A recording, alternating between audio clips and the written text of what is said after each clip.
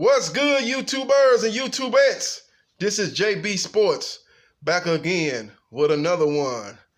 Let's talk about Daniel Jacobs versus Julio Caesar Chavez Jr. fight that took place Friday night at the Sticking Point Arena. That's the arena where the Phoenix Suns play their home games at. Let's talk about the fiasco that took place. First of all, let's talk about the actual fight, man. First of all, man, Julio Caesar Chavez was a big dude coming into that fight, man. Looked like a cruiserweight coming in that fight, much bigger than Daniel Jacobs. And Daniel Jacobs had to kind of, fight a very, put it like this, he had to fight a very investigative type of fight, man. He had to kind of see if he could take Chavez Jr.'s power. But Chavez Jr. probably outweighed him by probably at least 15, 20 pounds. Coming into the ring last night. And I think that made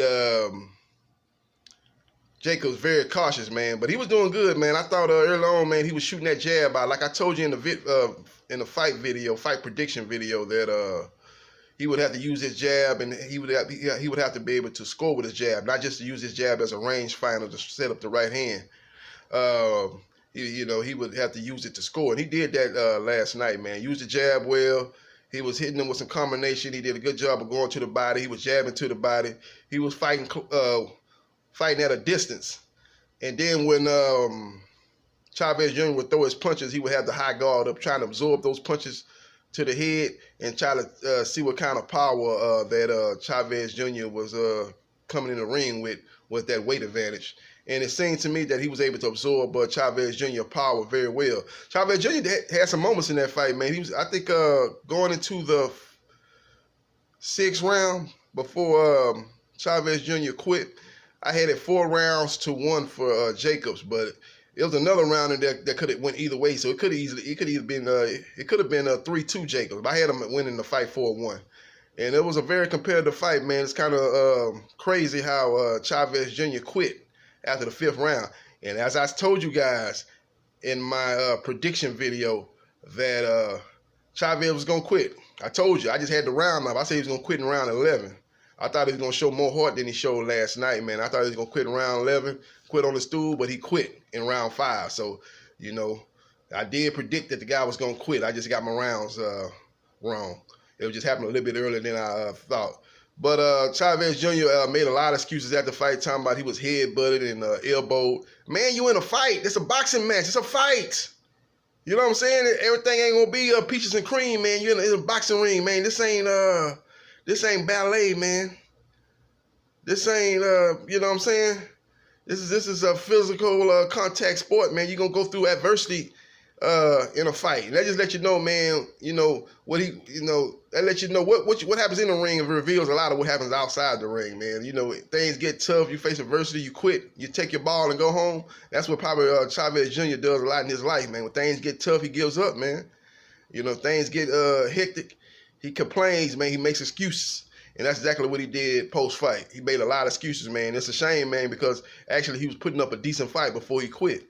He was able to close the distance that time, and he was able to rip to the body. He caught Jacobs with some right hands in the fight. I think it was around 2 or round 3. He caught him with some right hands that kind of pushed Jacobs back. So he did a lot of he had his moments in this fight. And it's a shame that he just quit on the stool, man. The crowd went ballistic, started throwing stuff in the ring, man, and they just started throwing beers, anything that they was kind of refreshments of food that they have, they were chucking inside their ring. Beer, soda, they were throwing everything inside their ring. And it's a shame, man, Jacobs didn't get a chance to savor the victory, man. He wasn't the person that to be blamed in this situation, man. He just did his job, man. The other guy just quit, man. And when he was trying to do the post-fight interview, he had to kind of duck. He was doing this and doing that while he was talking and doing this and ducking and stuff, because they was just hurling stuff in the ring, man. It was a shame. As Chavez Jr. exited the ring, man, they were hurling stuff at him, man, throwing all kind of stuff, man. They had 10,000 fans in attendance, so they had a real good crowd there tonight.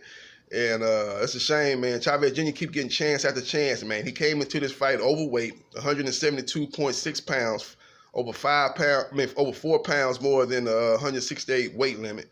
Then he complained after the fight about elbows and headbutts.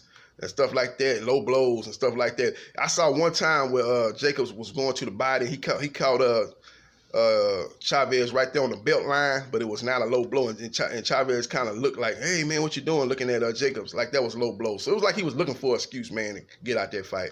Come on, man. Low blow, he was right on the belt line. It wasn't like it was in the cup area. I can see if he hit you in the cup area, yeah, you should have complained. But he hit you right there on the belt line. If it's on the belt line, it's not a low blow. So he was just looking for excuses. The fight got tough for him.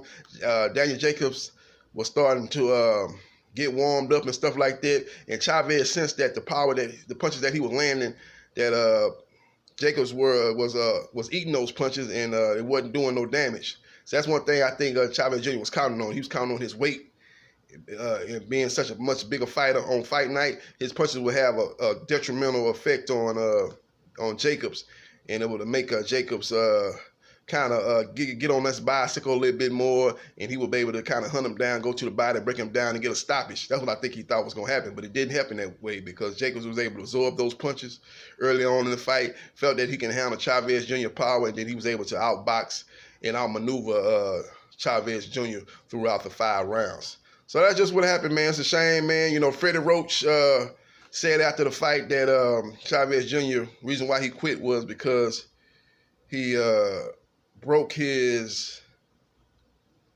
nose. That's what Freddie Roach said. Chavez Jr. said the reason why he quit was because he broke his hand. So that was, you know, when you got you coming up with these excuses, man, at least get your story straight. And that's not what they did. The trainer saying the nose was the reason why, broken nose was the reason why he quit.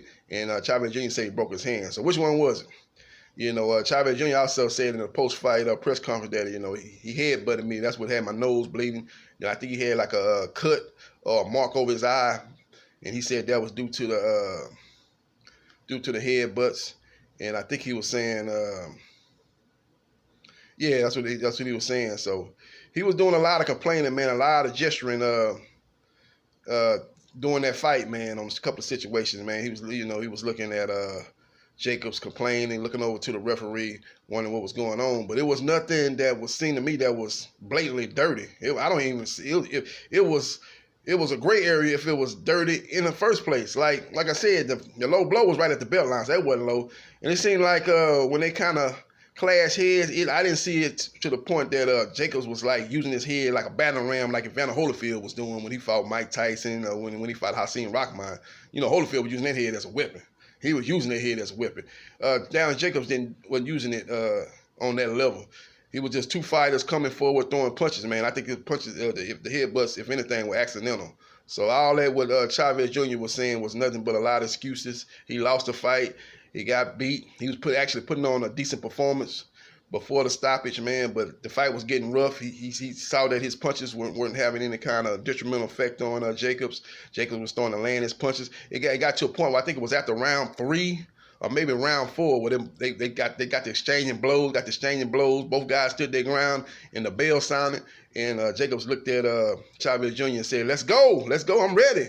And he waved to the crowd, motioned to the crowd like he was pumped, he was ready. He liked this type of action, this phone booth, toe-to-toe type of battle. And I think that had such a psychological effect on Chavez Jr. because a round or 2 later, he quit on his stool. So he knew that his strength that he thought coming into the fight was no longer a strength, that Jacobs was able to absorb his punches, even though he was a much bigger man last night. And Jacobs was able to take that perceived strength by Chavez Jr. away, and he was able to actually starting to land the more powerful punches as that fight was going on. He was starting to kind of take over. He was in the beginning stages of taking over the fight. He was already winning the fight, but it was going from winning the fight to dominating the fight. That's where that fight was headed toward when Chavez Jr. slid out the side door and quit on the fight. So that's just what happened, man. But Daniel Jacobs said he's ready for the big names after this fight. He said he's looking to fight Callum Smith, Billy Joe Saunders, one of those guys next. I think Billy Joe Saunders is going to get the Canelo Alvarez fight next. So maybe they look to stage a fight in the UK between Daniel Jacobs and Callum Smith. Maybe they can do that fight in the O2 Arena in London, and that'll be a big fight down there. And he'll have a chance to capture another title at a different weight class. We'll see what happens, and we'll see what transpires, man. But I'm going to be back a little later on because we got a big fight going down tonight. I'm so excited, man. I'm so excited, man. I ain't been this pumped for a fight probably since Wilder Fury and Spence and Garcia and Spence and Porter. I was pumped for those 3 fights, man. I ain't been excited for a fight in a long, long time, man. It's going to be exciting, man. Must TV. Can't wait to see it go down, man. It's been a lot of trash talking going on, man.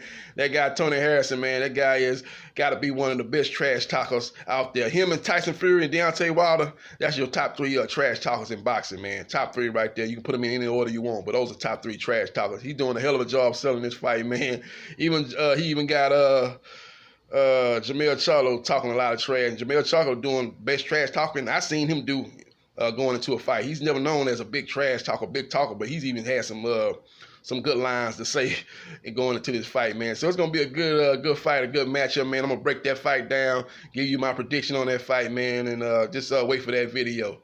So follow me on Instagram, JBsports 713. Follow me on Twitter, JBsports the man, and follow me on that, man. I'll be letting you know when the videos will be coming out, man. But it's going down, man. It's going down, man. Wait for the video. It's gonna be coming out today. This is JBsports, the man, the myth, the legend. I holla.